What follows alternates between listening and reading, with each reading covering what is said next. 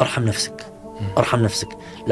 الرسول عنده حديث جميل يقول لا يحل لمسلم أن يذل نفسه. قالوا وكيف يذلها يا رسول الله؟ قال يكلفها من البلاء ما لا تطيق، يشيلها أكثر من نفس مما تستطيع. خف على نفسك شوي شوي وبتوصل. أنت قاعد تتعامل مع كريم، الله كريم. الله ما هو إنسان قاعد ينطرك على الزلة وعلى الغلطة وعلى وما راح يغفر لك. هو الذي خلقك وهو يعرف ضعفك ويعرف. يا عم صلي على النبي، ولا قاعد اقول لك النبي وبعدين نوصف ومفيش عايز كده. عايزين النهارده تبقى جلسه كده، نلاقي واحد قايم كده اللهم صل عليه كده. صلي على النبي الاول، صلي عليه بقلبك برضه. اللهم صل على محمد واله وسلم تسليما كثيرا. طيب صلي على سيدنا النبي، زيد النبي صلاه، زيد صلاه على النبي. اوعوا تزهقوا من كتر الصلاه على النبي. طب كتر الصلاه على النبي صلى الله عليه وسلم. ليلتكم صلاه على النبي، ليلتكم حلوه بالصلاه على النبي صلى الله عليه وسلم. اللهم يا مسخر الجبال الراسية والقلوب القاسية والعباد العاصية، سخر لي من مخلوقات وحظوظ الدنيا ما لا عين رأت ولا أذن سمعت ولا خطر على قلب بشر. سخر لي جنود السماوات وجنود الأرض وكل من وليته أمري وعبادك الصالحين. سخر لي رحمتك وتوفيقك يا رب العالمين. أهلا وسهلا ومرحبا، عدنا والعود أحمد، ولا يحلو الكلام إلا بذكر الحبيب محمد. اللهم صل وسلم وبارك على سيدنا محمد صلاة لا تعد ولا ترد ولا يعلم بفضائلها أحد. ازيكم يا بنات؟ فيديو جديد النهاردة برعاية برضو الولاد. هنراجع مذكرات الترم الأول اللي ما فتحناهاش. المذكرة دي ما فتحناهاش، قلت لها حرام شارينها بفلوس يبقى لازم نفتحها ونشوف فيها ايه. وكانت الدنيا حلوة والأمور ماشية تمام إلى أن جاء كوكب السرعة. كوكب السرعة هيجي في آخر الفيديو هتقلب بخناقة وهنبطل مذاكرة وهنقعد نتخانق مع بعض. فاستحملونا يا بنات، واللي جاي أقوله لكم في الفيديو ده اللي أهم من الخناقات اللي بيني وبين العيال وبين العيال وبعضهم عادي، ده كل البيوت، في أحسن العائلات بتحصل. عايزة أقول لكم إن من فن الحياة مش كل حاجة نعرفها يجب أن تقال، ولا كل حاجة نسمعها يجب أن تصدق، ولا كل اللي نشوفه بيكون حقيقة. في بعض الأمور تزين عشان ننخدع بيها، وبعض الوجوه بتبتسم لكنها تخفي أكثر مما تظهر. فخلي بالك يا قلبي إن التوقف، وإنك تشوف الدنيا سودة واللي حواليك أسود وتقرري إنك تقفي في الحالة دي هتخسري كل شيء. لكن إن استمريتي برغم الألم، أيوة هتخسري، ممكن تخسري جولة جولتين اتنين، لكنك مش هتخسري طريقك، مش هتخسري نفسك. فرفقا رفقا بأنفسكم، ما تحملوهاش أزيد مما تستطيع. رفقا رفقا بأنفسكم يا بنات، الدنيا أساسا صعبة. إحنا مش بنتعامل مع ملايكة ولا مع أنبياء، إحنا بنتعامل مع بشر مع طباع مختلفة.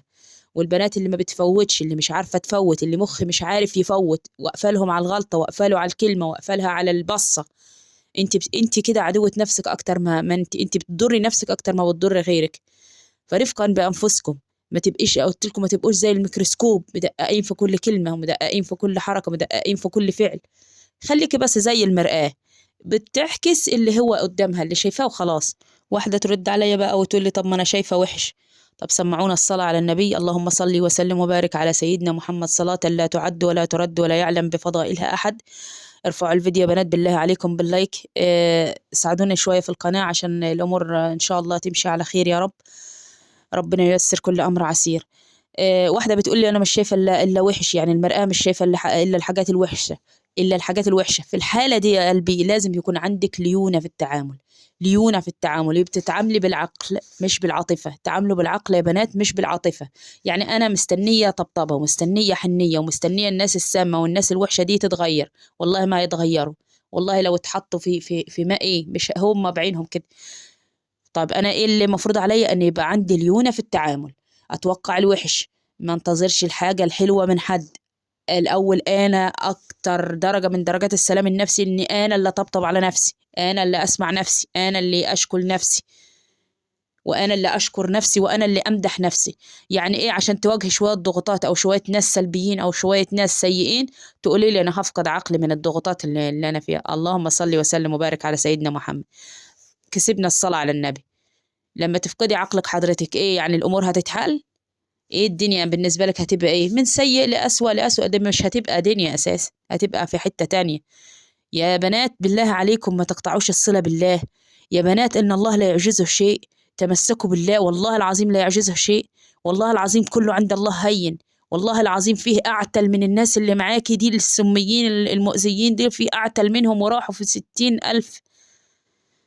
فرفقا بأنفسكم عشان صحتك انت بكره. وانا حكيت لكم في القناه وحكيت لكم قصه اللي هي الست ام جنى دي، والله العظيم ورب الكعبه ان الست ام جنى دي قصه حقيقيه وواقعيه، وست كانت زينا وبنتكلم وتضحك لا ما كانتش بتضحك بصراحه، كانت بتشكي على طول، كانت بتشكي هموم على طول وكده وتشكي. ايه الحاله اللي وصلت بيها؟ وصلت ان هي فقدت عقلها.